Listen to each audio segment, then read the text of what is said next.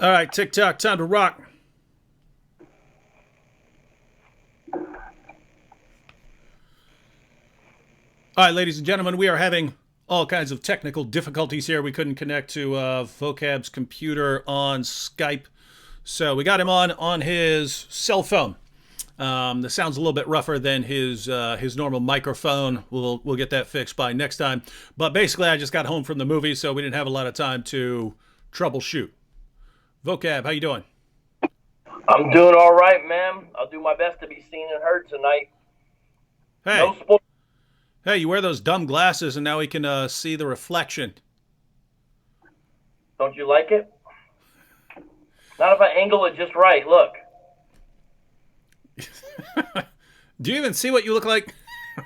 Your head takes up the whole entire screen. Here, let me scoot it back then. Yeah, but then how are we gonna hear the melodious sound of your voice?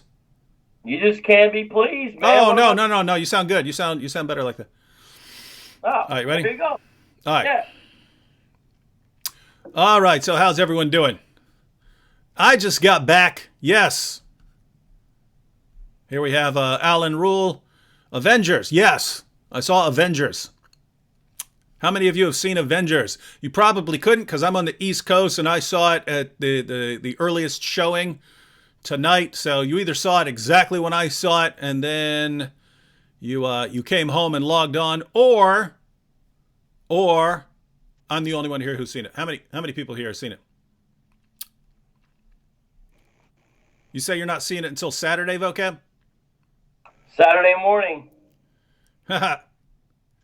Better close your ears until then. I'm not really that worried about all that kind of stuff. Oh yeah, you're not worried about the spoilers. So after we go off live, I can spoil everything. I don't care. It's not that big of a deal to me. Depends if you want.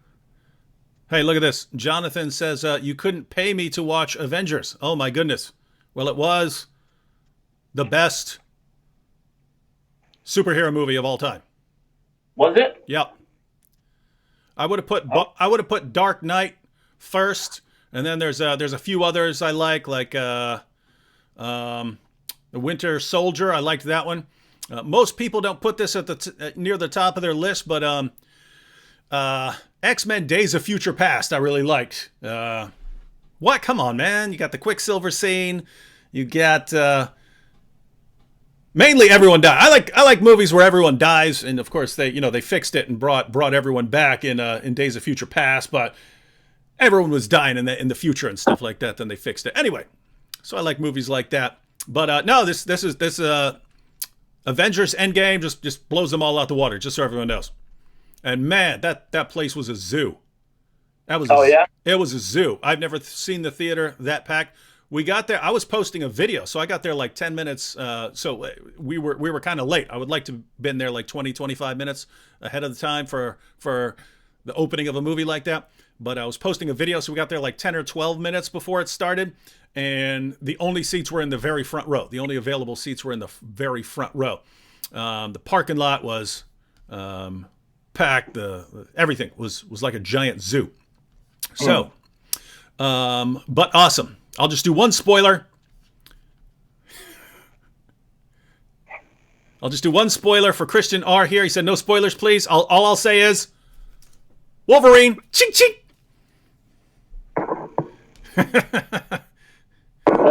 Universes collide. Universes collide. Time travel. Universes collide. Wolverine. Ching ching. No, I'm just kidding, guys. I don't give spoilers. I give fake spoilers. Huh? It's actually a pretty good fake spoiler, though. Yeah. I normally give the fake spoilers. Do you remember years ago when I fake spoiled Rogue One? And I said, oh man, when Yoda showed up out of nowhere at the end and saved everyone, that was, the audience lost their mind. And I actually had a Christian like curse me out.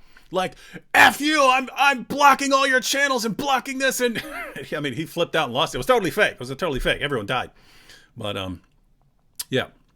So, yeah, guys, I don't give spoilers. I give fake spoilers. But here, I don't even want to dishonor the movie with a fake spoiler because it was awesome. All right, vocab. So, we're going to be talking about something now. Why don't you introduce the topic for us? Because vocab, several people messaged me and said, "Hey, there's this Muslim dude who killed his family," and they sent me an article. They sent me a news article, which I should have pulled up, but I'll just tell you what it said. Basically said that this guy had killed his wife and his kids, and what was it, his brother or something like that, and. Yep. And then later in the article, it was an interview with his cousin, and his cousin said, "Yeah, he's a Muslim, so but you know he shouldn't have been doing this for God or something like that." Does that sound about right? Is that what you heard? Well, that's the people that were incorrectly repeating the story. That's what they were saying. Yeah, mm-hmm. And I know why. I know the source of how this all happened. Mm-hmm.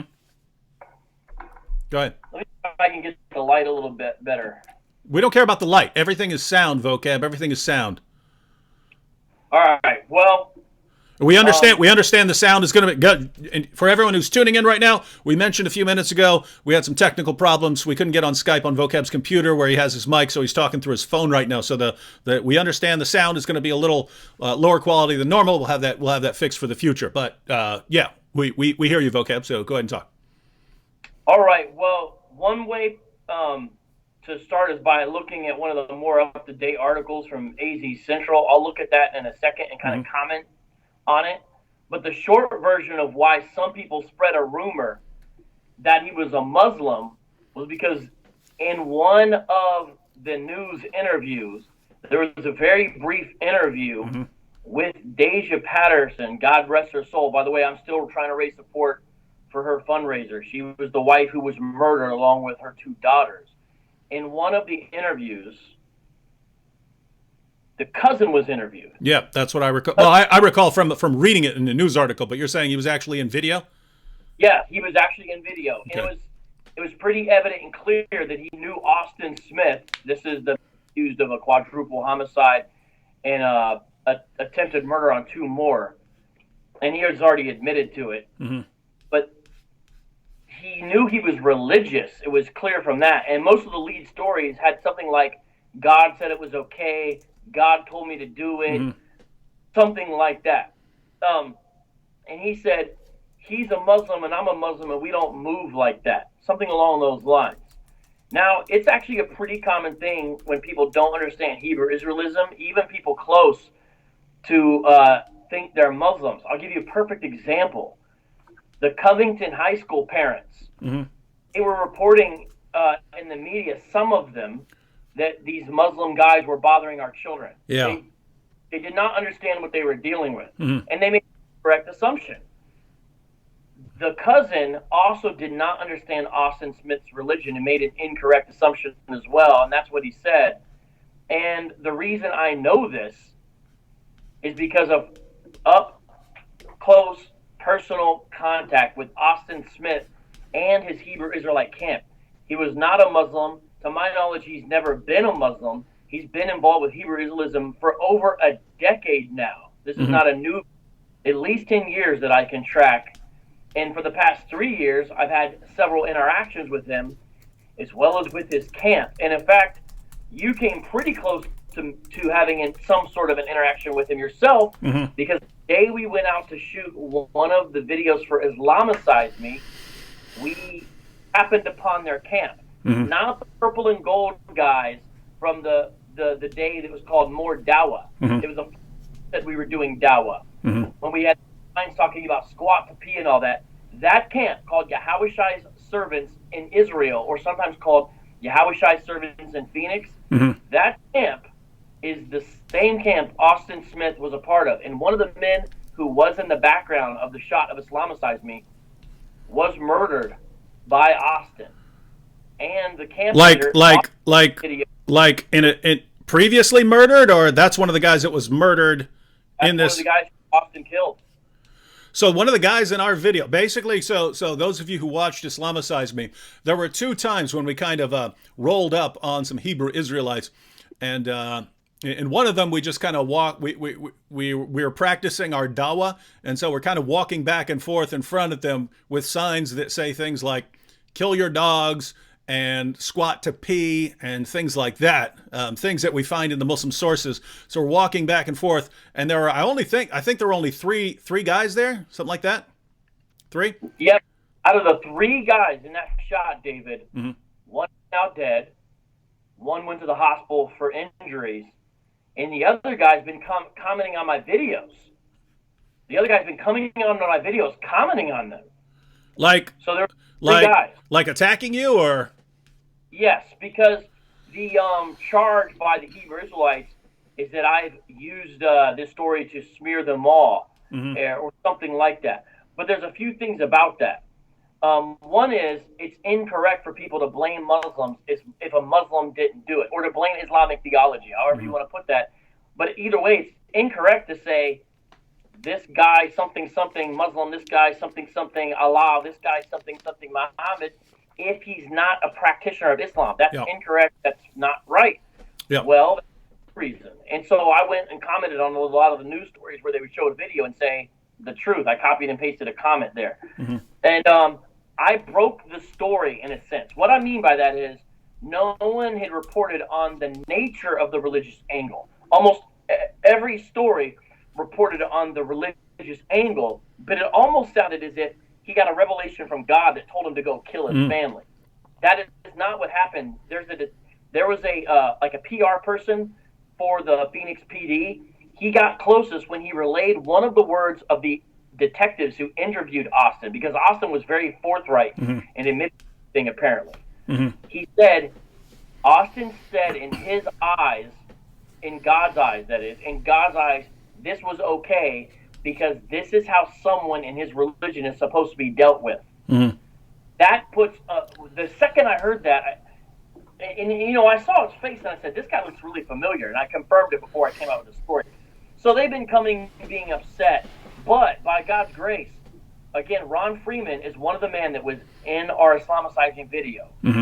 On day 16, it's Dawah time. He is now dead. He was murdered by one of his... Killed by one of his own cell of Hebrew Israelites. Yeah, no, that's a key word. Not just one of his, ideology or religion. Literally someone in his camp. Someone he would be out on the street with every Saturday by our block. I mean, you were out on that block. You saw how close that is to my house. I'm not driving far away. We're just walking down the street, basically. And the way it went down is this. Austin had already murdered his wife and 2 of his 3 daughters. This is a horrible story. This is that's why. No, it's bad. This is. I just wanted to comment on it real quick, guys, because we've got the Islamic terrorist attack. We're talking about this because. Well, again, several people sent me this story and wanted me to make a video about this Islamic terrorist attack. And I didn't because I went to the story. I clicked on the story and I read it. And, if I deal with Islam, then I don't want to really report a story about some guy who just went crazy or something like that and went on a killing spree, right? Because, so think about it. If we talk about the terrorist attacks that happened in Sri Lanka, right? That was a coordinated, well thought out attack by a group of devout Muslims, right? Guys who were ready to lay down their lives and who became convinced, based on studying Islam's most trusted sources, that the greatest thing they can do in life, because that's what the Muslim sources say, the greatest thing they can do in life is die while waging jihad against unbelievers, right? So if we're talking about Islam and we want to get to the heart of an attack, then that's something that I want to talk about and want to talk about it a lot. If some guy just loses his mind and kills a bunch of people, then even if he were a Muslim, that's not really a story I would want to talk about if it's not connected to his ideology. So I didn't pay much attention, but then I saw Vocab commenting that this guy wasn't a Muslim, he was a Hebrew Israelite. And the reason that's relevant is, well, if this guy was saying, hey, I had to kill them and I had to kill my kids because of this or that, well, I know Islam. I don't think in Islam you should be, slaughtering your own kids or something like that for crying over their mother's death. But I don't know about I don't know enough about the Black Hebrew Israelites to know whether that's something that they would do. So vocab, my question here would be, is this a case of a guy losing his mind and going on a killing spree that is unconnected to his ideology, right? Because keep in mind, guys, anyone could do that, right? A Christian could do that. A Christian could be paranoid and think that his wife's cheating and just go on a killing spree. An atheist could do that. A Muslim could do that. A Buddhist could do that. Anyone could have a really, really bad temper, lose his mind, and go on a killing spree. So the question is this something that is just a guy it's not connected to his ideology? He just went on a killing spree, or is this connected with his religion? Well, a few things. Remember, he did say that he was doing this for his religious beliefs. Now, after this happened and I reported on it, here's the answer. I watched every response video I could by his former camp. Because previously to joining Yahushai's servants in Phoenix, or Yahushai servants in Israel, he had been a part of the great Millstone Israelites. That, ironically, is the very first group I encountered here in Phoenix almost a decade ago or so, however long it's been now, that got me really doing more stuff with the Hebrew Israelites. They're sort of the worst of the worst of the worst. They kicked him out. They said he was a bug out. That's their term. So they want to make sure everyone knows they've already kicked him out. And I recognize that. He was not part of GMS at the time of this murder. He was a... And what this shows us is that ex-members of GMS are the worst. Here's what I mean by that.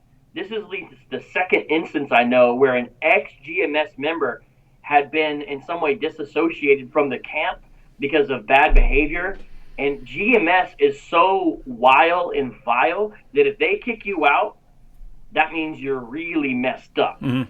They literally tolerate anything. They tolerate people hitting people on the street. Just watch the Bay Area camp videos titled America's Most Hated Group or something like that. They tolerate talking about raping children in the kingdom, but they say they're not children because they've come of age. They're the only ones who teach the rape doctrine, as it's called. So if they kick somebody out, watch out. This happened a couple of years ago, maybe 8 years ago or so in the Carolinas. An ex-member killed his family as well. He had multiple wives. He was an ex-affiliate of GMS. Same thing with Austin Smith. So, yeah, he seemed to sort of bug out, as they would say.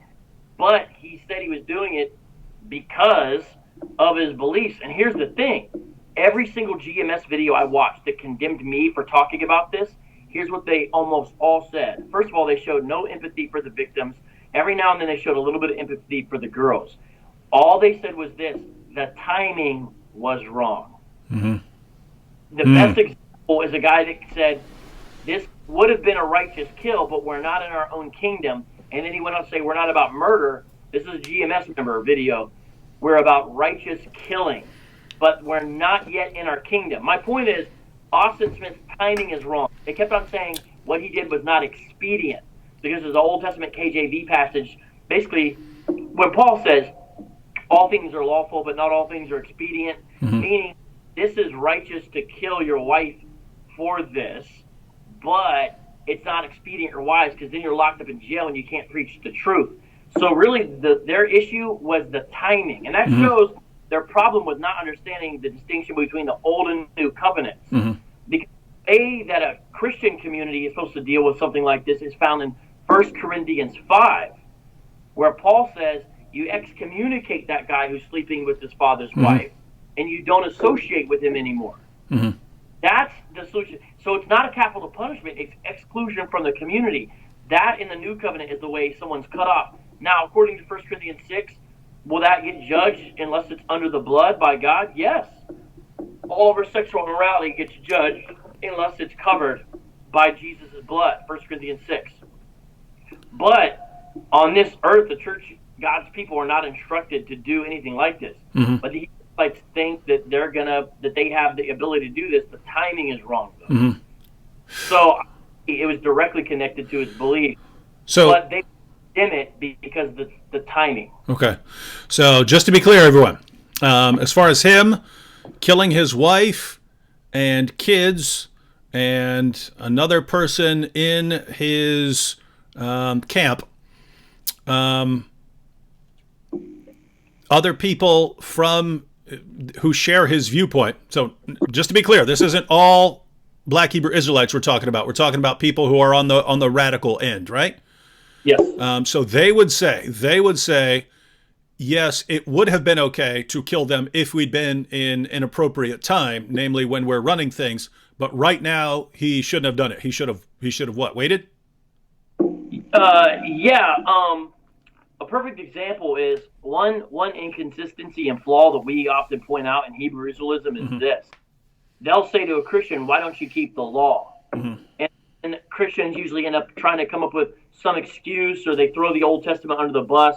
Really, Christians are under the law, but the law is the law of Christ. It's described in the New Testament. And the law of Christ centers on a new sort of way of looking at things as you experience renewal through the Spirit. And that's why Galatians 5 says, here's the fruit of the Spirit. And then after that, it says, against things there is no such law. It's saying the way we remain lawful is we are under the law of Christ, which is a new covenant law, which is different than the shadow. It's the substance. And now we experience things in a different way because we have the fullness, which is a better covenant. So the problem is, instead of understanding the difference of the covenants and how God is operating now, we end up kind of but here's the thing. The Hebrew Israelites, they don't keep the law. As part of the law is not just doing these things, it's the judgments that are part of the law. Meaning, Israelites, not that they're Israelites, but ancient Israelites had to also execute judgments if a person did not keep the law. Perfect example, the person gathering sticks on the Sabbath that faced capital execution, capital punishment under the Old Covenant. That's right there in the scripture, I believe, in the book of. You look at that and you say, okay, that's part of what the covenant community was to do at that time. That was the right thing to do at that time, because that was Yahweh's instruction to the nation of Israel at that time. Well, I've asked Hebrew Israelites, so should that still be done? They'll say yes. And I say, so why aren't you doing it? And they'll say, well, we're not in our kingdom yet. And so it's all about when we get to be in our kingdom. They think that that's the kind of thing that's going to happen. And then they'll say things like, and at that time, no one will be able to stop us. And here's what's crazy. After this happened, David, I went on YouTube just for kicks, and I put Leviticus 20:10, because that's the scripture where capital punishment is prescribed for the Israelites. Those are clearly portrayed and caught in the act of adultery. You have to be caught in the act, actually. It's the whole process. But there, I Googled that in YouTube. I searched for it in YouTube. And a lot of the videos that popped up were Hebrew Israelite videos. For example, one guy who was a GMS member was reading a story about a guy who killed his wife he caught in the act of adultery on the East Coast a number of years back. And was saying how this was righteous what this guy did, but we can't because Esau supports adultery. That's white folks. And then another story from the Columbus GMS camp where they were talking about Leviticus 20:10 needing to be enacted. And when I first started following GMS Columbus, now again, GMS is a certain faction within Hebrew Israelism. One of their videos that caught me off guard was it was right after OJ had killed Nicole Brown Simpson. And in the video, the camp leader kept on saying to pedestrians, just wait until we come into our kingdom. We're going to be doing all the women like OJ did Nicole. We're going to be slitting these throats. And I was perplexed. So I asked my friend who knew more about it at the time. He said, oh, yeah, that's because they view Nicole as cheating on OJ in essence. So what happened to her was righteous. But that, she's of another nation anyway. But it shows all that happened was Austin enacted what they talk about all the time. And again, everyone listening, when I say they, I'm talking about one kind of Hebrew Israelite. There's Hebrew Israelism, and then under it, there's a banner called One West. Under One West are different camps. One of the worst One West camps is called GMS. A breakoff of GMS, Yahushai Servants in Phoenix, is the camp that we saw on the street and the camp that Austin Smith was a part of. They talk about doing this stuff. Yahushai Servants, GMS, This is how they operate. So yeah, this is not discordant with their theology, but it's a matter of timing. Yeah, it as you're talking, it almost reminds me of the situation in Islam.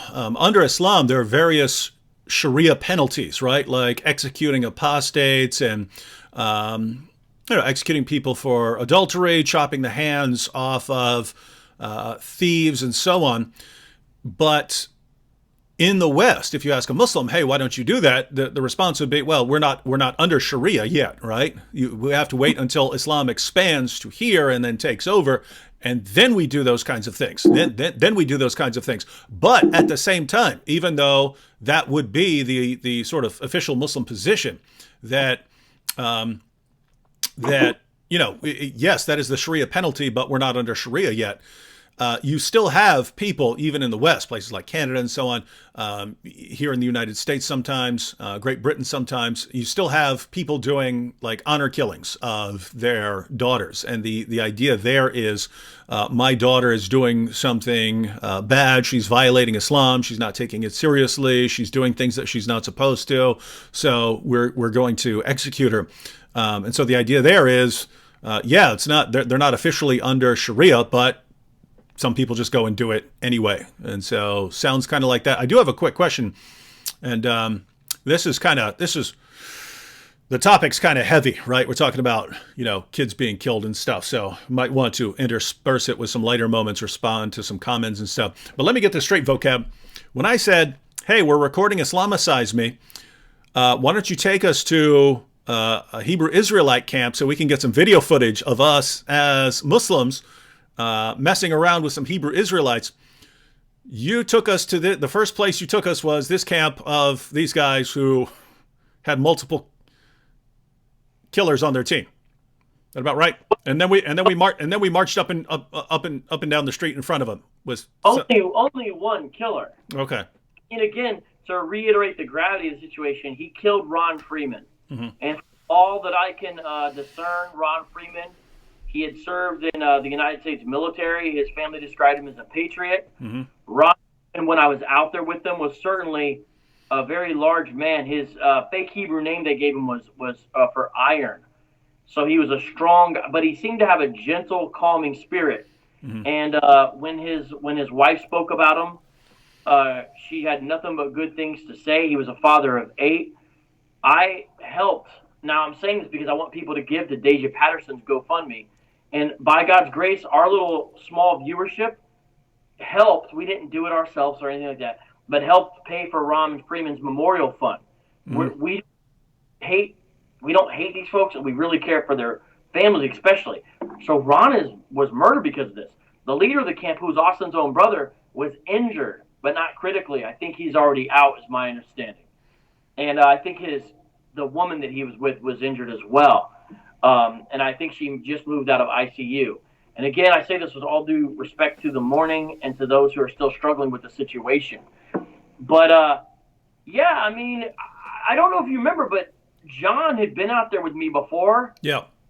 I don't remember if John told you much about our experience with the camp, but he talked about how they had threatened to destroy our camera. They had threatened us in other ways. They were trying to rile up the crowd against us. And it was mainly the leader in Mm-hmm. Austin. Ron Freeman didn't do that. He was just kind of standing quietly by. He didn't necessarily stop it either. And then there was a guy whose name goes by Hebrew Israelites simply on YouTube, who is the reader. He was mildly provocative, mainly just by yelling. But Austin and the leader especially seemed to want to provoke or egg on the crowd. Mm-hmm. And got in my face and started cursing me out and told me if I don't get the ESV Bible out of his face and start reading from a KJV, he was going to move me off the corner physically.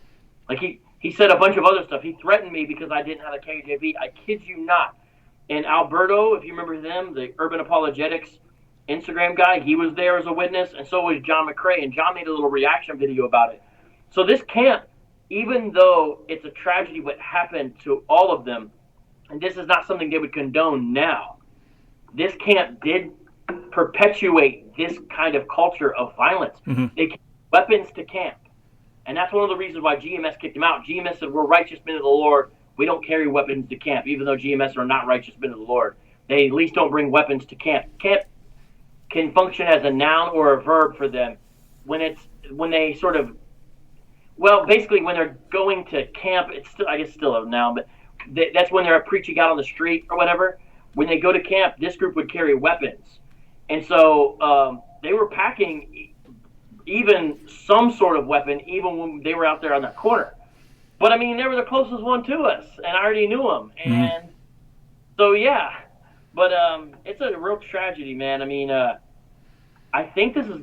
I hate to say this, David, but I think it's going to happen more because this thing is growing, and you're going to get more sort of radicals out of it. Similar situation to what we find in Islam. When Muslims make up 1 or 2% of the population, you don't see much violence. Pretty much every Muslim you'll talk to will say, no, Islam is all peace and tolerance. Once the percentage gets up to 10, 15, 20%, then you're not going to criticize Islam or bad things are going to happen to you. Once you hit 50%, then probably even before that, but once you hit 50%, certainly you're going to start seeing major turns to Islamic law. Hebrew Israelites, they make up a pretty small percentage of the population, but gosh, that's a group that I hadn't heard of 10 years ago, and now I see them everywhere, right? I mean, I would see them. I would see them when I would go down to Manhattan, just going down there to get something or going down to see a friend or something like this. And I see these guys out there standing around. All right, well, let's take some questions for a few minutes, and then, guys, I know a lot of people who come to my channel are usually interested in Islam or apologetic issues between Islam and Christianity, and so this is kind of a bit of a different topic, but we can talk specifically about Islamic terrorist attacks, and I'm sure I'll be talking about the recent terrorist attack in a live stream sometime in the next couple days. But since we have Vocab on here, and Vocab is the main apologist I know of who deals with the Hebrew Israelites, this is a group that you need to pay attention to. You need to be aware of what they teach, because you are going to run into these guys online. If you go to a city, you're going to see them on the corners. And for those of you who are in the African American community or other minorities, your kids are going to be targeted by this group. They're going to be people saying, "Hey, you need to become a Hebrew Israelite." So we'll take a few questions, and then we'll have Vocab talk about the Hebrew Israelites, give everyone a good introduction, and then we'll talk a bit more about the situation. For those of you who weren't tuned in at the beginning, we're talking about a situation where a man killed his wife and kids, and another man, and it's been reported that this was an attack by a Muslim. Vocab's one of the people pointing out that this is actually a Hebrew Israelite, and that apparently his cousin doesn't know a lot about what he believes, but you can see why people who don't know much about the differences between, people who don't know what the Hebrew Israelites are at all. If you saw them on the corner and the way they're dressed, you'd think, oh, Muslims, because Muslims are the only group that you're familiar with. So we want to be clear. If there is an Islamic terrorist attack that is carried out in the name of Islam, we want to draw attention to that and see whether it flows out of the teachings of Islam. But here, if we're talking about someone killing his family, we want to know, is this a random attack, or is it actually connected to the ideology? And based on what Vocab is saying, looks like it is connected to the ideology. All right, let's take a few comments here and questions. We're going to try and lighten things up, because that's some rough stuff, talking about kids getting killed and stuff like that. All right, so S. Mahmoud says, Dr. Wood and Vocab, love you both. It's off topic, but I'm an 80s baby and love the Karate Kid, so I want to get your take on Cobra Kai 1 and 2. Did you watch Cobra Kai, Vocab? I watched the first season. I didn't know the second season was up yet. Yeah, it just came out. Oh, okay. So we both watched the first season of Cobra Kai. So what did you think? I thought it was going to be super cheesy, and then even though it had some morally objectionable content, I was amazed at how fun it was. Yeah. I've watched a couple of episodes from season 2. It's not as fun, but it's also not horrible. It's just okay.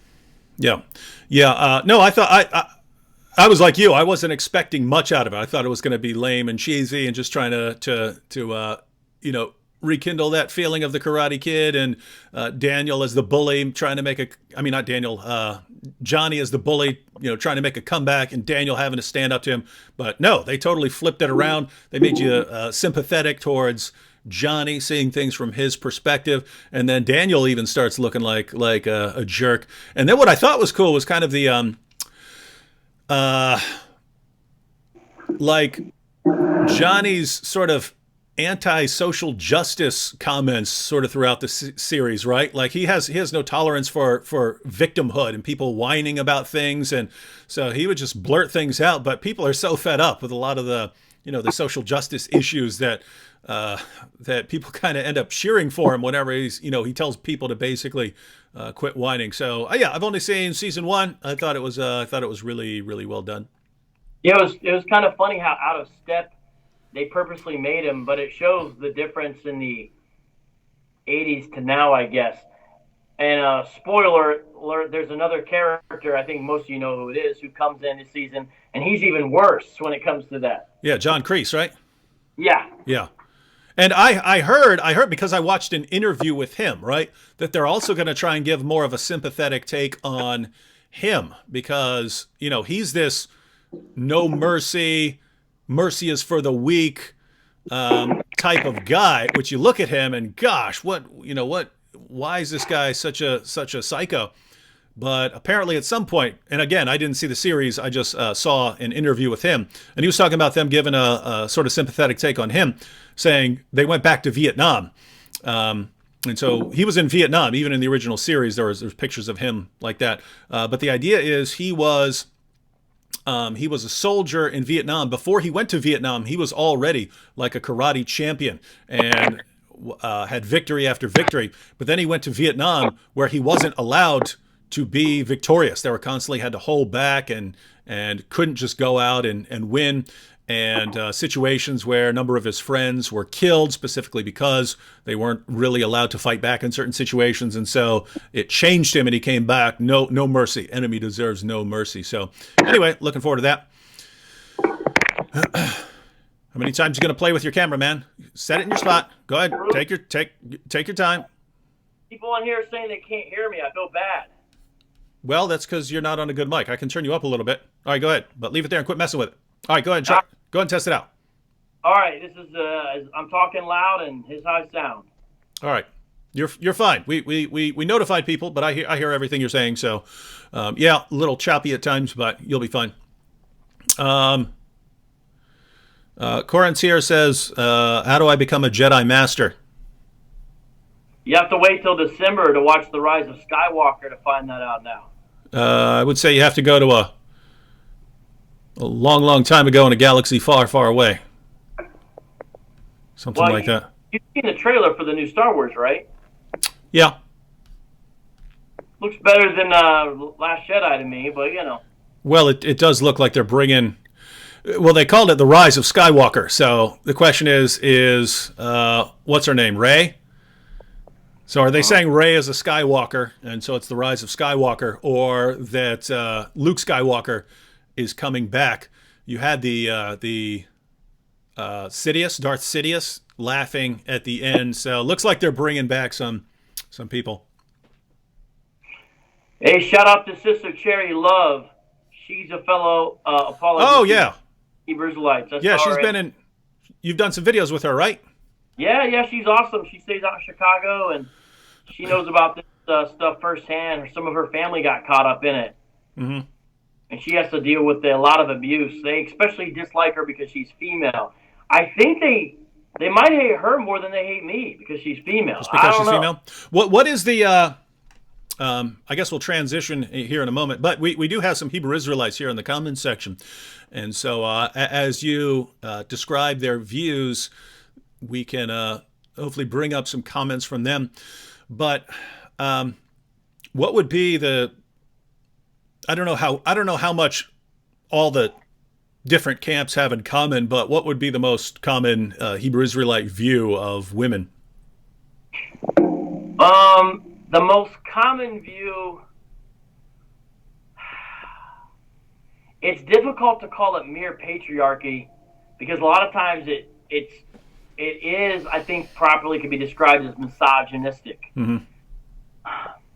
For example, almost all the camps teach polygyny, which is multiple wives for the male. IUIC does not. IUIC is more likely to speak of righteous sisters. But from women I know that have come out of IUIC, they seem to indicate behind the scenes it's not as great.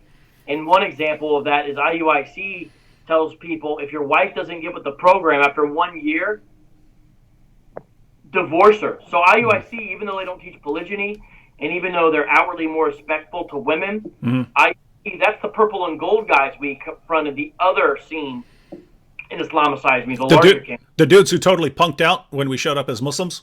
Yeah, they just, the guys that ignored us completely like we were ghosts. I repeat, the ones who totally punked out, even when you were calling them cowards for not responding.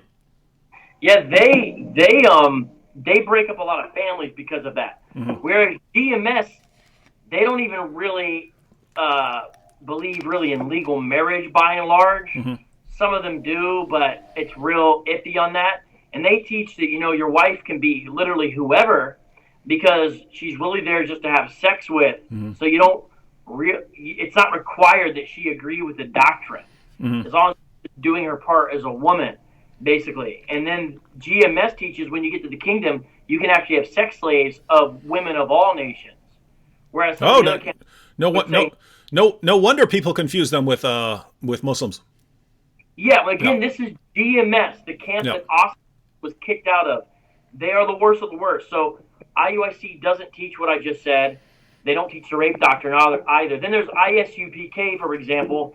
ISUPK does teach polygyny as well. And this is interesting. They get a lot of flack from the other Hebrew Israelite groups because they say in their doctrine that women are allowed to wear pants.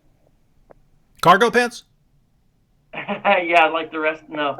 No, just women can wear pants, and so they get a lot of flack because the women are allowed to wear pants in ISUPK. Mm-hmm. Whereas the other ones, it's here, wear this dress, wear this head covering. Mm-hmm. And here's what's even, if you look up the video of Austin Smith's wife, she's always smiling, and she has her head covering. Yeah. It seems like she's trying to do what he wanted. In fact, some of the camp members talked about how he would play video games up until midnight. And one time when she was 8 months pregnant, these are from former camp members that associated with it. One time when she was 8 months pregnant, he sent her down the street to go get a beer for him, and she did it. Mm-hmm.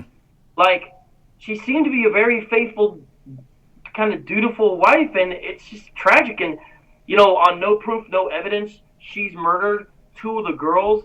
One of them shot to death. Austin said he placed the little girl's body while she was still alive on top of the dead mother and then shot her in the back of the head. And the reason why he did it is said because she was also wicked and rebellious and had also broken laws like her mother. Mm-hmm. And then the little girl was crying, and so he said, "You're not to mourn for the death of the wicked, and so you deserve to die too." Yeah, I saw that in the article. He beat her with his fist and a baseball bat until she died, and then he let the youngest one live. She was under the bed crying, or quiet hiding, and he let her live. Now again, I saw. He said something like that he let one live because she reminded him of him. Right? He said, "Well, she's like me. She reminds me of me, so I'll let her live." Yeah. So this is tragic stuff. I mean, the thing is, even if these camps don't directly teach this, they do promote a culture of death. In fact, again, GMS has an old blogger who was a cartoonist. Mm-hmm. He was really talented, and he would do all these cartoons. And all the cartoons he would do were extremely graphic. Blood spurting out of people's heads, knives and swords and guns, sexually explicit. Well, about 2 years ago, me and some other apologist friends went through this blog site and said, look at all this stuff. Mm-hmm. And next day, GMS took down that blog site. It had been up for about a decade, and they took it down. Well, I recently had a guy search for it. It's on the Wayback Machine. We're going to come back out, and we're going to show the images that they've taken down, but they're archived on the internet, and say, look at the types of stuff GMS directly promotes and thinks is funny and makes graphic cartoon, and when I say graphic, I mean extremely graphic cartoon images of extremely violent acts. And again, this is not most of the camps, but Hebrew Israelism of the more radical variety seems to attract troubled young and middle-aged men who have a lot of frustrations and see this religion as sort of an excuse to get it out. It seems to attract some people who actually do seem troubled, not just spiritually, but sometimes mentally. It does seem to attract angry folks because a big part of their message is you're going to get revenge for slavery and oppression. And so people in the comments section are putting out comments along similar lines. Tychicus here said both these cults pander to low self-esteem. So I think he's including Islam there as something that would pander to people with low self-esteem. And guys, what we talk when we talk about an ideology that is spreading by appealing to people of low self-esteem, the way to go about that would normally be to go to people who have self-esteem issues and to tell them, hey guys, you should be on top. You guys are supposed to be on top, right? And if we look at Islam, in the Quran, we find that Muslims are the best of peoples ever raised up for mankind. And unbelievers, Christians and Jews, are the worst of creatures. So you find that Muslims are superior to non-Muslims. So if you submit to Allah by obeying the commands of Muhammad, you show yourself to be one of the best of all peoples. And it doesn't really have anything to do with what you've done in the world, whether you've produced great achievements or something like that. You're just automatically one of the best of all peoples, and other people are beneath you. And that leads to things like the Islamic grooming gangs that prey upon 10, 11, 12-year-old girls in the UK because they have such contempt for them, right? It's, hey, I'm superior. You are garbage to my God. Therefore, I will treat you in this way. And ideologies that do that tell you, hey, regardless of how other people have looked upon you or problems in society, you join us and you're on top, man. You're on top. Everyone else is beneath you. You can see why that would appeal to people who have self-esteem issues. Yeah, because this says your ethnicity is what makes you special and better automatically. There's a few people I want to point out in the live chat. Servant of Christ Ministries. Everybody look at Servant of Christ Ministries. His name is Jordan Ortiz. He's in the Atlanta area. I just did some stuff with him recently. He is an ex-Hebrew Israelite. He was in it since a young man, and when he left, he basically had to leave his whole family behind because he was actually raised in it. Most people kind of get converted into it.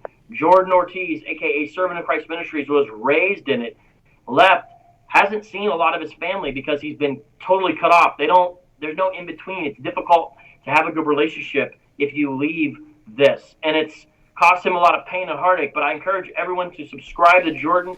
He's very clear, rational, logical, biblical, just a great all-around gentleman. And he is a person who came out of it by God's grace. So people do come out of this. Also, I encourage people to subscribe to Sister Cherry, of course. I don't see everyone, but I do see a couple of street apologist people up in here. Shout out to Rox B and D New. And then lastly, What Do You Meme is in there. What's up, John McCrae? And he saw this camp firsthand. His experience was a lot more radical than ours because we just did some quick filming.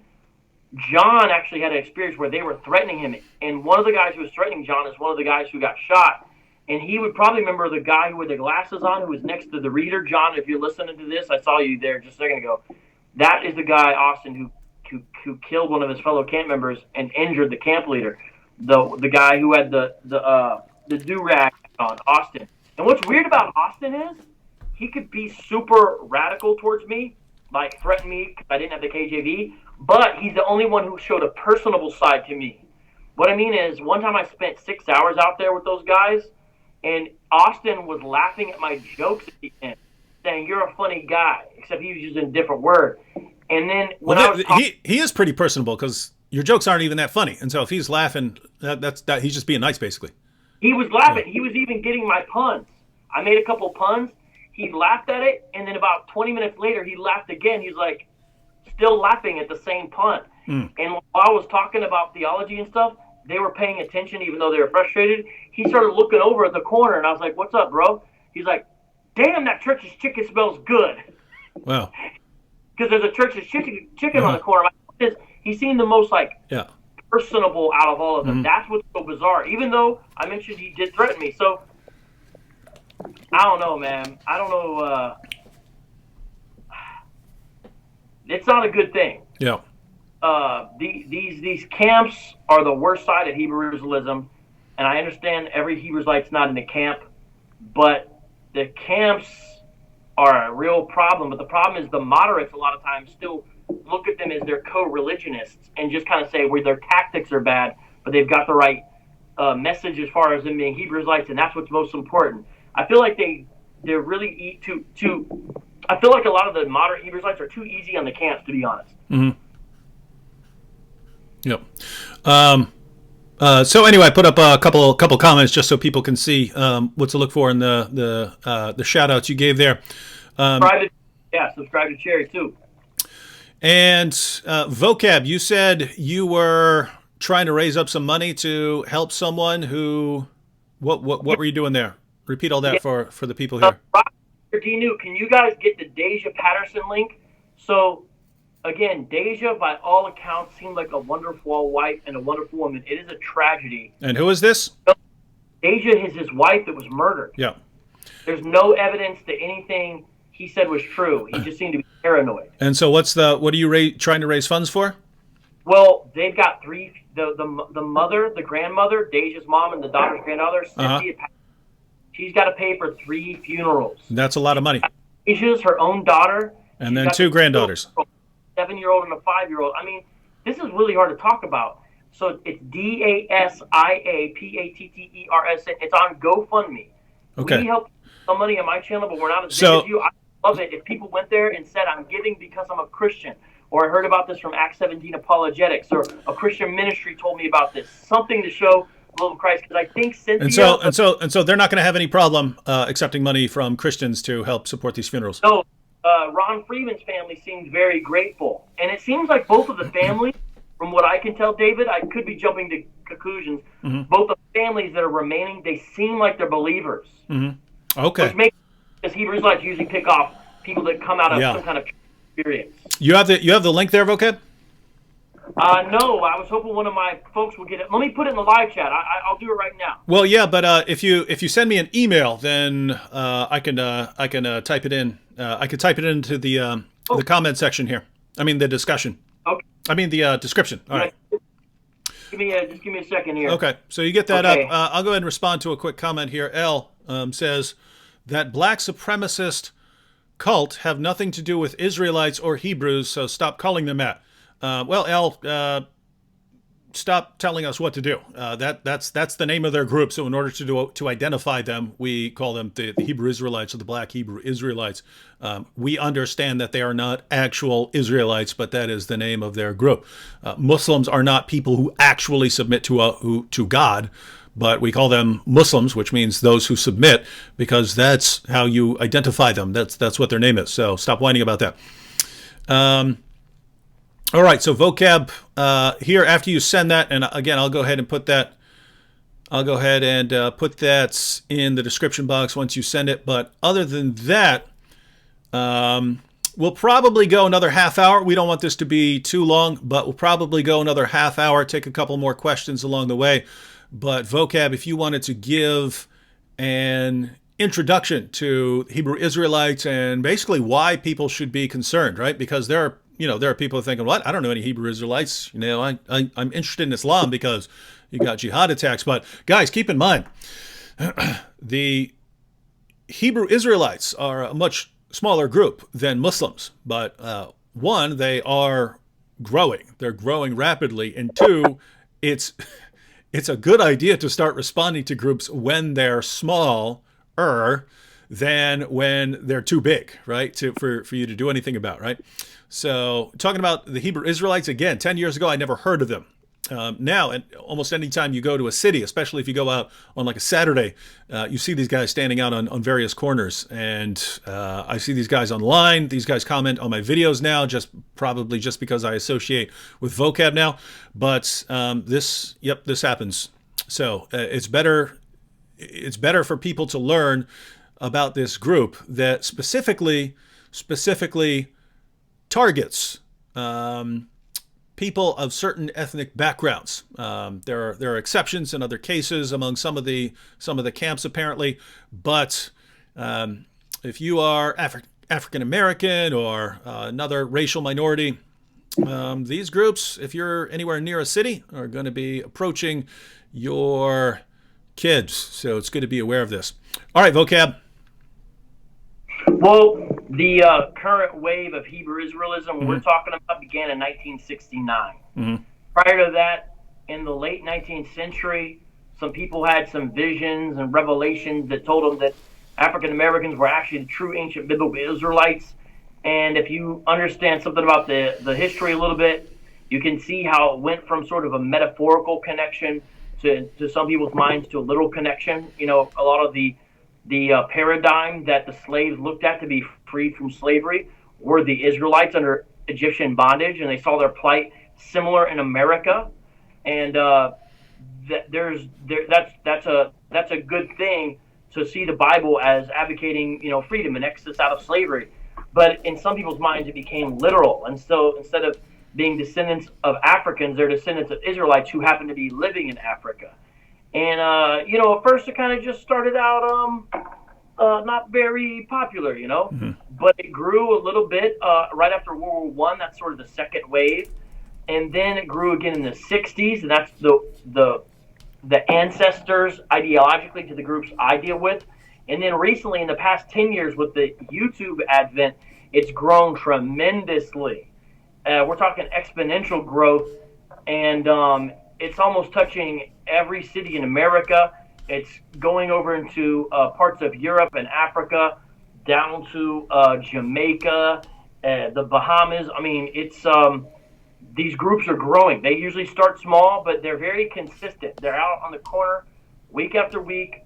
They may seem, you know, crazy to people, but the thing is, these answers they're giving are not only about intellectual problems.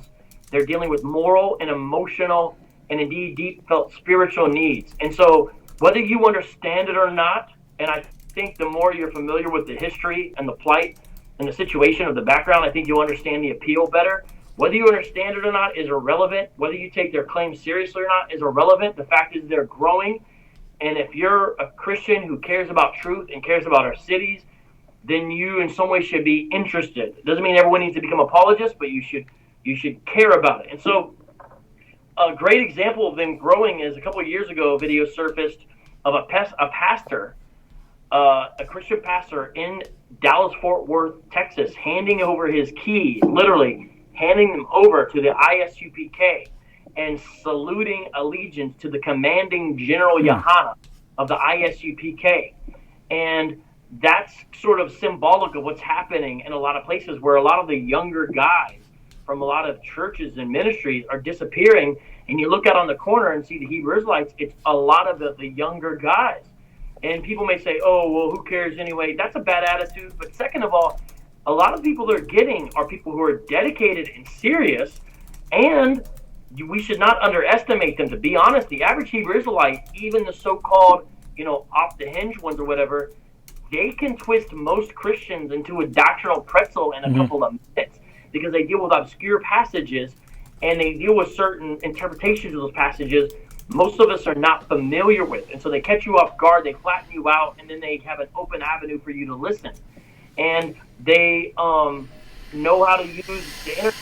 Prolific on the internet. They're out at camp, they're going live, they're doing videos numerous times a week, and they have all these messages. And the main thesis is that if you're African American, it's so-called African American, you're descendant of the Israelites.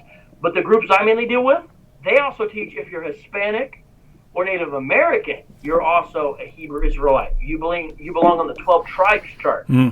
All right, Some of the vocab. I had a quick question here that's based on a comment that is related to this question of various races. So Salmon Player apparently needs attention. He flips out when we talk about Islam, but then when we're not talking about Islam, he starts bringing up Islam. So Salmon Player 666. Wow, 666 says, David, try to keep up. In Islam, any race can become a Muslim.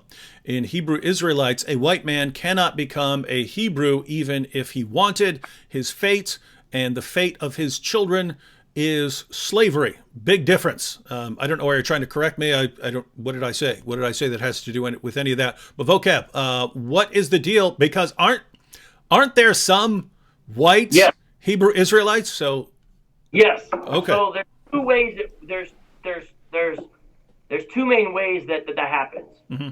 One way is some of the camps have a doctrine that in essence amounts to a doctrine they call confusion of faces. Mm-hmm.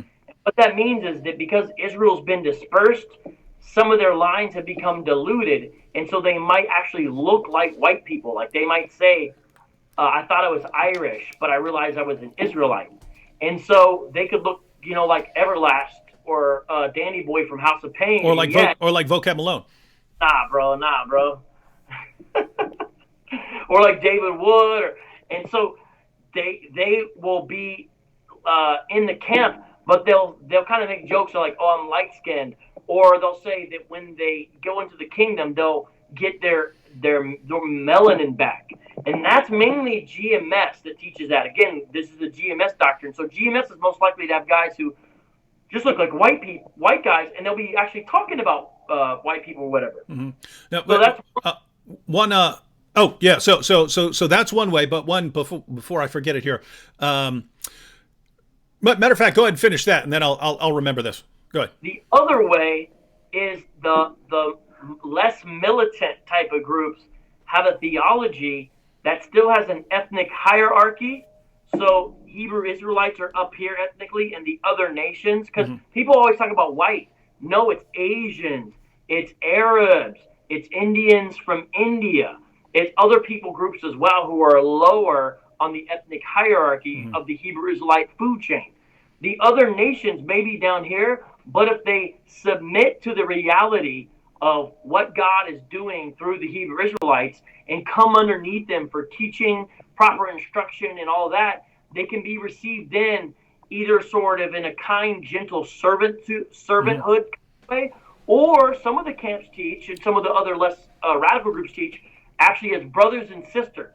So they can be a Passover. They just have to recognize their place and their protocol. But they'll say, yeah, he's a Gentile, and he's grafted in, and he's still my brother or sister. A good example of that is GOCC, or Straightway Truth Ministries in Tennessee, which has a lot of ex-NFL players joining it. They will have people, and they won't say they're Israelites. They'll say they're spiritual Israel, though, and that they're grafted in, and we treat them as well as long as they understand the protocol for how things are done. And those groups are growing, too, as well. The thing is, though, that they're not as seen because they don't do the street corner thing. So I'm only going to deal with the street corner kinds of groups, so I end up talking about them. But the groups that are more rational are out there as well. So here's my point. If you're watching this and you have a friend who's getting involved with Hebrew Israelism, do not put everything I'm saying on them and assume they believe it. You must ask them. If you just start assuming and rambling, you're not going to go anywhere if they're not with those kinds of doctrines. So you really just need to have an open ear. Just find out where they are. And even if they are part of a radical group, okay, share the gospel with them. Show them the love of Christ. That doesn't mean they're unsavable. Jordan was with a pretty relatively radical group, and yet here he is. He's a Christian apologist. So so I just want to reiterate that. But those are the two main ways you can be white or of another nation. So like again and all that. All right, I had the question I wanted to ask was, like, how does it work with, I don't know, percentages or something like this? Like, what if you're white but your great-great-grandfather was black or something like this? Is there a certain percentage that you would have to be, like your dad or father? You Father is. Okay. So Bob Marley, to most of the groups, is considered a non-Israelite, an Edomite, because his father was white. I'm still getting on my mom's side, German on my dad's side. They make a big deal out of that because they say that proves I'm an Edomite. because if I was Sicilian on my dad's side, under their logic, the One West camps would say it's possible I'm a Hebrew Israelite, since Sicily was conquered by other The Moors, yeah, Africans who they would say were some Israelites. So they would say, hypothetically, you might be. So they think some Sicilians are actually Israelites, but they don't count me. So because they say, and then my behavior demonstrates I'm an Edomite, they'll say as well. By the way, I haven't explained it. Edomite is their slur biblically for a person who's white. They say they're of the seed of Esau. Yeah. So that's what they say. If you're Asian, you're a Moabite. And they have a whole list. If you're Arab, you're Ishmaelite. Anyway. All right. Here's a question that is along those lines. Thought of the Day Radio said, why do the Israelites, I'm assuming he means the black Hebrew Israelites, blame their exile on white people? So why white people in particular? Because they're talking about something that happened a long time ago. Go ahead. Two things about that. Number one is they believe in reincarnation. So they believe that the people responsible for the transatlantic slave trade are actually still here presently oppressing them. Oh, so that's like you. What do you mean? That's like me. I mean, like you're one of the guys who did something to them centuries ago. You're the reincarnated him? They think you've got to stay in the same ethnicity, but that's the way they get around the I wasn't there thing. Number two, they don't actually blame Arabs and Europeans necessarily. They actually blame themselves. So they go to Deuteronomy 28 and say, our people did not follow the laws, statutes, and commandments in this book. That's why we've inherited the curses of Deuteronomy 28. Specifically, verse 68 says we'll be carried away in ships. Didn't that happen in the transatlantic slave trade? Yes, it did. We're the people of this book. So they actually will say it's our fault. And then what they say is, so to now build up this nation that's supposed to be righteous and holy, and to get in touch with your lost roots and culture, you now keep the laws, statutes, and commandments of the old covenant. But at the same time, they'll talk about wicked Edomites or something. But under their schema, if you're an Edomite or an Ishmaelite, you don't really almost have any choice but to be wicked. It's by your nature. They don't even believe the Edomites and Ishmaelites, for example, sin, because they don't believe they were ever given the law. They're just doomed from jump. They're devils by nature, in essence. And so they kind of go back and forth between blaming and not, but really they'll say it's our fault, because when we're operating at our most high and most powerful, no nation on earth can stop us, because we're the chosen people and we're better than other people of here. Just look at our excellencies, and they'll point to what is understood to be black excellence. They'll talk about athletes and musicians and intellects, and they'll say this is proof for the people of this book. So it's quite a complex schema. Wanted to respond to a quick comment here. Again, there are people who really want me to address Islam over here. Here's someone who's trying to correct me. It's always interesting how they try to correct me on something I've never said in my entire life. Suicidal Feeling said, dude, if you're a Muslim, you need another name, because that's... in Islam, you're not just allowed to commit suicide, even though your prophet was repeatedly suicidal, right? After he supposedly got his revelations in the cave, he thought he was demon-possessed, so he went and tried to hurl himself off a cliff. Later on, when the revelation stopped, after he became convinced that he was a prophet, he again went and tried to hurl himself off a cliff. So this is a guy who, anytime something is going wrong, runs out to throw himself off a cliff. And he's the pattern of conduct in Islam. But as a Muslim, you're not supposed to kill yourself. So anyway, if you're not supposed to do that and you call yourself Suicidal Feelings, it makes it sound like you're planning a suicide bomb. So get a new name, given what we had recently with all the suicide attacks. But he said, Wood's claim that women are going to hell because they are women is a lie. If a woman goes to hell, it's not because she's a woman, it's because of other reasons. Well, I didn't say that if you go to hell, it's because you're a woman. Show me where I've said that. Muhammad said that most of the inhabitants of hell are women, and he does say that it's connected to their nature. So women are stupid and immoral, and that's just the way they are, and so they end up in hell more. And if you'd like a source on that, I'll go ahead and read Sahih Muslim 142. Muhammad said, so if you're a Muslim here, and I don't see why you'd be trying to correct me if you weren't, Sahih Muslim 142, Muhammad said, O women folk, You should give charity and ask much forgiveness, for I saw you in bulk amongst the dwellers of hell. A wise lady among them said, Why is it, Messenger of Allah, that our folk are in bulk in hell? Upon this, the holy prophet observed, You curse too much and are ungrateful to your spouses. I have seen none lacking in common sense and failing in religion, but at the same time robbing the wisdom of the wise besides you. Upon this, the woman remarked, What is wrong with our common sense and with our religion? He, the holy prophet, observed, Your lack of common sense can be well judged from the fact that the evidence of 2 women is equal to 1 man. That is a proof of the lack of common sense.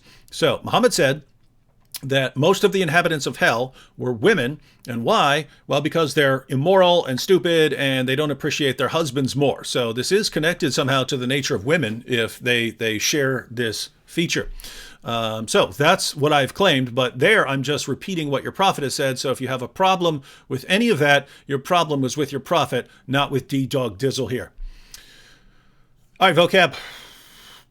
We got about 15 minutes. You can either respond to some questions, or we can you can continue explaining that. I just kicked out Patrick Rooney for making a bunch of racist comments. Oh yeah, guys. If someone's making we'll give Muslims some leeway if they're making nasty comments, because we want them to stick around even if they make nasty comments. If they go too far, we'll block them. But yeah, people who are posting racist stuff, like for instance, like the Hebrew Israelites, we would want to cut them some slack just because we know where they would stand. But if someone's over here, especially someone who is claiming to be a Christian or something like that, posting racist stuff, yeah, block them. Yeah, he was trying to make racist comments against and you know what, if you're in some way racist, don't get involved with the Hebrew Israelites, because what I mean is don't get involved in trying to correct them, because it doesn't help. It really doesn't help. And racists don't help anything, just so you guys know.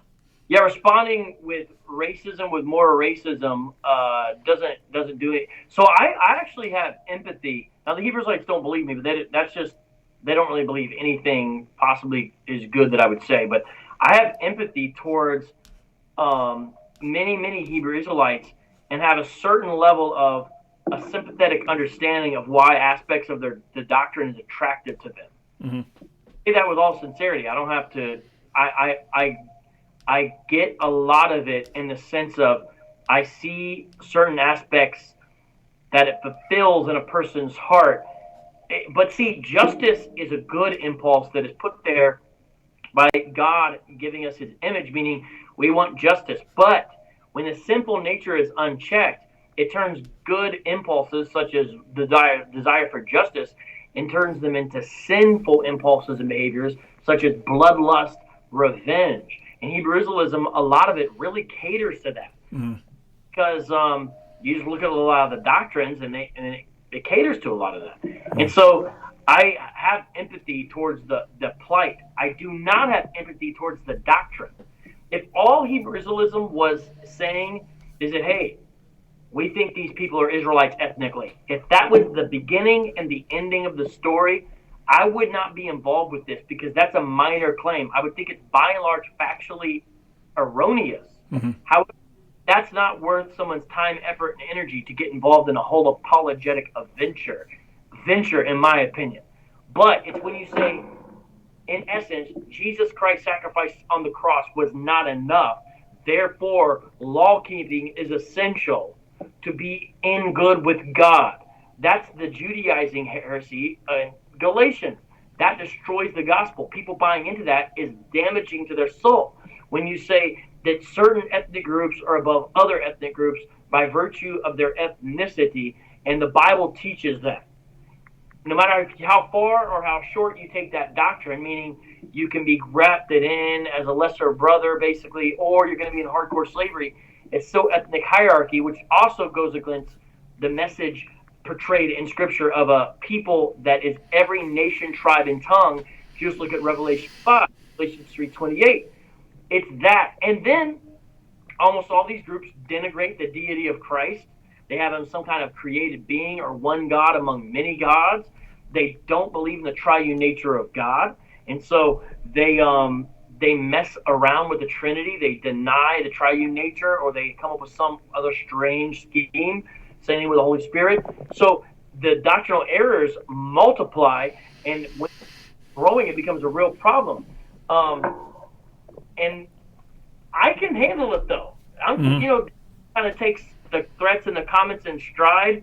If you're going to deal with this, you've got to be able to, I think, do that. And so yesterday we put out a video that is really hilarious. It's called The Kindness of the Hebrew Israelites. And it's a 10-minute little miniature movie. And all of this is all these clips of them wishing curses on me, that my children would die and that I'll get a spider bite, stuff like this. It's pretty funny though. But I don't, you got to have thick skin if you're going to deal with these guys, to my point as well. You got to have patience. Because if not, you're just going to create more problems. So if you're not that kind of person, just check it out from afar, Mm-hmm. Yep. Vocab here. Someone said, Hebrew Israelites are not interested in conversation. And I'm sure that is true of some Hebrew Israelites. They want to, shout people down. But there are certainly Hebrew Israelites who are interested in conversation, I would say, because I've even seen them involved in public debates and so on. So what are your thoughts on that? Well, if you look at the channel about 2 weeks ago when I was in Atlanta, I did a very peaceful, cordial sit down with one of the kind of main, intellectual advocates of Hebrew Israelism, Ron Shields, aka Divine Prospect. I sat down with him. We had a very peaceful, kind talk about all kinds of issues, and I think it was a good model.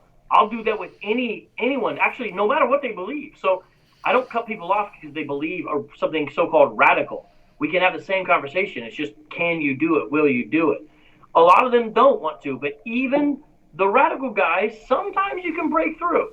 Now, I guess it wasn't enough, but that day that I was out there with the Yahushai servants in Phoenix or Israel, whatever they alternate, with Austin Smith himself, at the end of it, we had a good rapport, and I kind of had broken through some of their defenses. Now, the shields were back up next time I went out there, so it was kind of like starting over.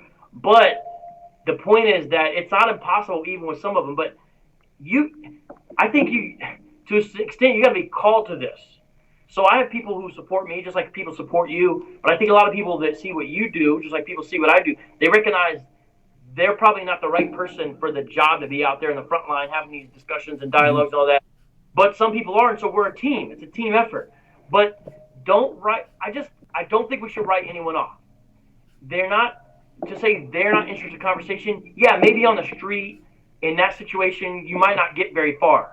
But a guy at your job, even a guy you meet on the internet who's a little more reasonable, you never know what the Lord will do. And again, Jordan Ortiz is in the live chat. Jonathan Soko just joined the live chat. We have 2 ex-Hebrew Israelites. Jonathan is also a regular and street apologist.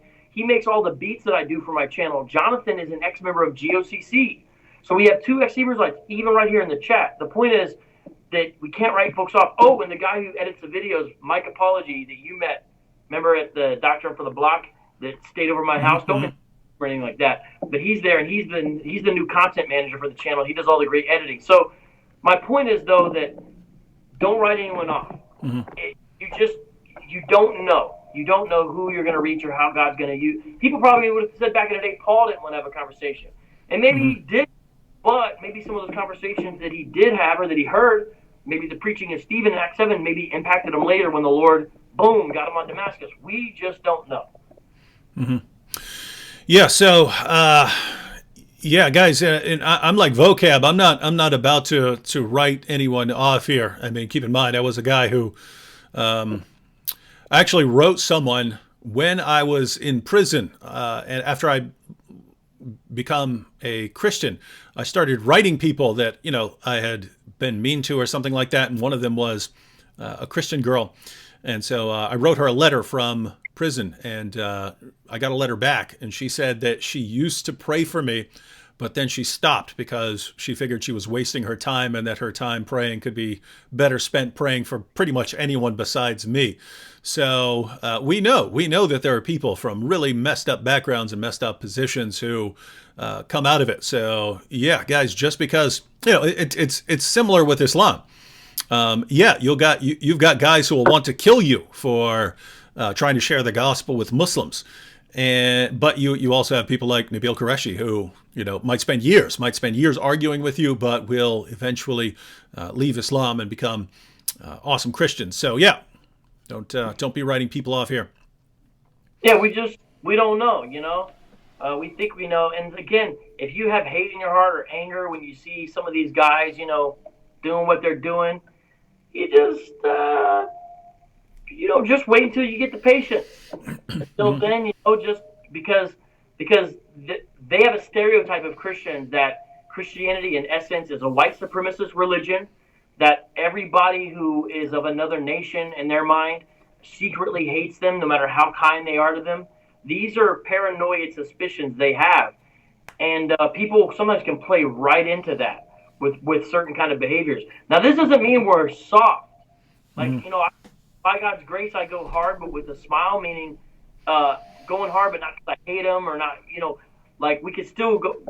But it's, what the point is, what I'm saying is we've seen change happen. So yes, this thing is growing, but we're making a difference and an impact. And check it out, just like you, David, that the hardcore guys, they don't get at you and make the threats about your family and your children and all that. They don't do that unless you're being effective. Mm-hmm. If you're irrelevant, then they don't have anything to talk about. If it's bothering them because you're messing with their demonic religion, in essence, then they're going to come after you any way possible. And so we just recognize that. It's just part of being so, okay, okay.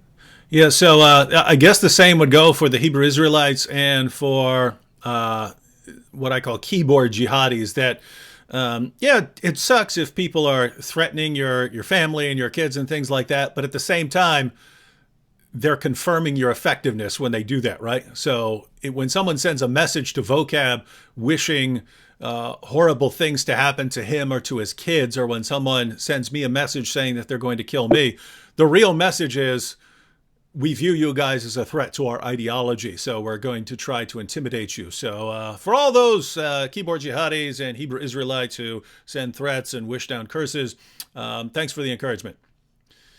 Yep. And one more comment along those lines, and then we'll go and wrap up. This is a similar comment to the one before. Gavin Knight said, they will not talk to me because I'm white, and all I can do is pray for them. I would say, prayer is awesome. So if you just want to pray for them and you don't believe you're the right person for the job to go talk to the Hebrew Israelites, because keep in mind, guys, I deal mostly with Muslims, sometimes with atheists.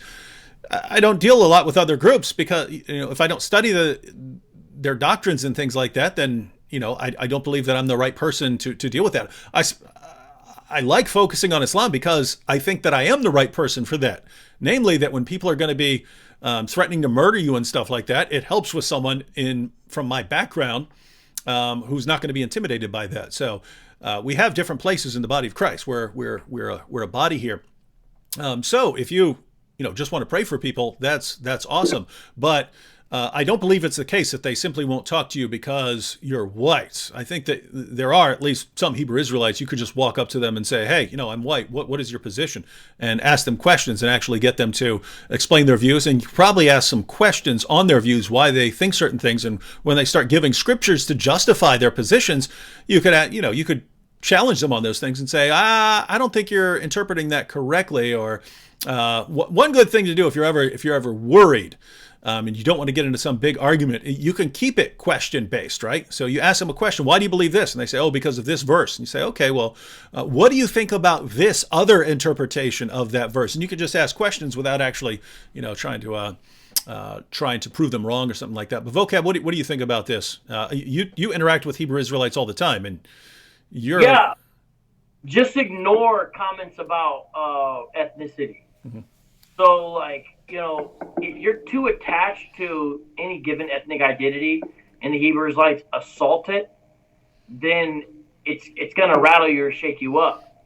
But if you're a believer, praise God for whatever people group he's made you in. Acts 17, he sovereignly did that. But don't be too attached to that when you're dealing with them. Don't hold that as something they can hurt. Just let those fly off like water off a duck's back. What I mean is stick to the big issues at hand. Why are they saying that about an ethnic group? You know, they're going to be enslaved or exchanged. It's because of their doctrine. So get at the doctrine, not the so-called offensive comment. Go behind the comment. And so you just got to learn. And this is a Christian concept. Mm-hmm. We don't trade insult for insult. You know, we do our best to. And again, no one is saying I always do this. This is the goals that we aim for by God's grace, right? These are the goals we want to hit. So just bypass that, because God could use whoever, even if they think they don't want to talk to you. You show the character of Christ, and you show the truth. You show the truth of understanding the gospel. You show the truth of understanding who Jesus is. That can stick with them, because the word of God is sharper than any two-edged sword, powerful, able to cut to the core, severing the bone from the marrow. So, meaning the word of God is what wins the battle ultimately. You know, 2 Corinthians 10:3-5, we cast down arguments and strongholds that exalt themselves up against the knowledge of God. That's what we destroy. The weapons of our warfare are not carnal. And when you see all that, you realize them doing that, if you're holding your ethnicity or something else too close and it gets insulted and you get stuck on that, you're fighting the wrong battle. Instead, go to the gospel. Go to who God is. Stay centered on those and focus on those, because that is the core of the issues. If a person understands the most important thing about them is if they're in Christ or if they're only in Adam, Romans 5 right there, everybody. If they understand that, then once they see that their identity in union with Christ is key, they start to drop and shed away a lot of their bigoted dogma. Mm-hmm. You see what I'm saying? But the first thing is that presupposition about what's most important. Is it being in Christ or is it being in Israel? Mm-hmm. Because a lot of Israelites can't really answer that question. They say they hold Christ, Jesus, as Messiah, but you say which is more important, they kind of like, or sometimes they'll say both, which is a horrible answer, or they'll say, I don't know, or they'll say Israelite is more important because that's the only way you can get to Christ. Things like that. So I'm just saying, just bypass that. Imagine that you're the running back, and here's the defender, and you see him. Don't go straight into him. Run right around him. You got a goal, and it's the gospel, and it's God. And just run right around him and deal with that instead, because they'll throw you off your game if you're too attached. Don't fall for it. Mm-hmm. So I think people can do this. They're just not used to dealing with Hebrew Israelites. Because if you say, well, guys, that's really racist. Give me that Romans 9. Mm-hmm. Jacob, I have loved. Esau, I have hated. Boom. God is a racist. Bring it out. Yeah, their interpretation is, well, God's a racist, so thank you very much. Mm-hmm. So get around that and find out what's their understanding of God. Mm-hmm. Get around that and understand what's their understanding of the gospel. That's where the problem areas lie, not in whatever name they call. Because they'll offend you. Mm-hmm. You know, I've been called every kind of racist name. Like, there's a video. I've seen it. Cherry was there actually live with me. We went downtown Chicago. 40 GMS members surrounding us, pretty much. Mm-hmm. The leader of the camp called me cracker as loud as he could, kind of sort of in my face, basically, like 7 times in a row. Cracker, cracker, cracker. Sherry was there. She remembers how this dude was this dude. And I just said, let's talk about the scriptures. You know what I'm saying? That's not going to, so we got to kind of have that kind of happy warrior mindset, that pit bull mentality. Mm-hmm. You grip on and you don't let go. Yep. All right, well, we'll probably go ahead and wrap this up right now. We've been doing this for about an hour and a half. For those of you who came on recently, we started talking about a specific event that was attributed to Muslims, or a Muslim who killed several people, including several family members. But it turns out he was a Hebrew Israelite. Vocab knew him. So we wanted to clarify that. We don't want Islam to get blamed for things that had nothing to do with Islam. So talked a little bit about that, and then went into the Hebrew Israelite movement. And so Vocab gave us a lot of background there. If you want more, especially if you know that you're going to interact with Black Hebrew Israelites. The link to Vocab's channel is in the description box. You can subscribe there, and Vocab deals with this issue regularly. Also in the description box, there is a link to a GoFundMe for the family. So the grandmother of the little girls that were killed by this guy, she is not, she had nothing to do with that. She had nothing to do with the movement and so on. So Vocab invited everyone to go to the GoFundMe, contribute to the funerals for the little girls, and post something about, hey, I'm a Christian, but I know you're not responsible and that you didn't have anything to do with that, so I would like to contribute to the funeral of these little girls. And so invite everyone to do that. So that's about it, right, Vocab? Yeah, I mean, maybe post like Romans 12:12, which says, more with those who are mourning. Mm-hmm. And remember, Cynthia Patterson, the grandma's got 2 little of her grandbabies to take care of the funeral, plus her daughter. And the Child Protective Services came in and took away the 3-year-old. Mm-hmm. So, that's not good. So during the most tragic, this little 3-year-old who was hiding under the bed, who just saw her dad kill her mom and her 2 sisters, she's in foster care somewhere. She needs to be with grandma, and so they need to get her back. And I saw the image of grandma. You can tell she's a sweet lady. So let them know you're a believer in some way. Mm-hmm. Just let them know, because they're about halfway there. It'd be great if we could, if we could cover it and take care of this. Mm-hmm. And this is very near and dear to my heart because it happened right on my block. And David, you can attest. You saw how close this camp was to my literal house. This is not some distant thing. I knew these guys. I'm not saying I went to pizza with them, but I spent multiple hours with them. This happened in my city where all the locations were mentioned. I know all these locations. Mm-hmm. Yep. So this is very relevant. And 4 people dead, 2 injured. So this is a big deal. We gotta stand against this doctrine, not with weapons of fleshly warfare, though. Mm-hmm. Yeah. So everyone, subscribe to Vocab's channel if you can. Head over to that GoFundMe page and help for these little girls' funerals. We got people here requesting a freestyle. Doesn't seem like the right mood. We're talking about little girls being killed by a Hebrew Israelite, not exactly the freestyling type of situation. But for those who follow my channel, lots more coming up, because there are more videos to make about the recent attack in Sri Lanka than I can make in a day. So many important topics to address, and Lord willing, I'll have at least 1 or 2 more videos out tomorrow on that topic, because there are a lot of topics to deal with there. All right, so thanks to Vocab for joining us here, and we'll have more soon. God bless everyone. Peace out.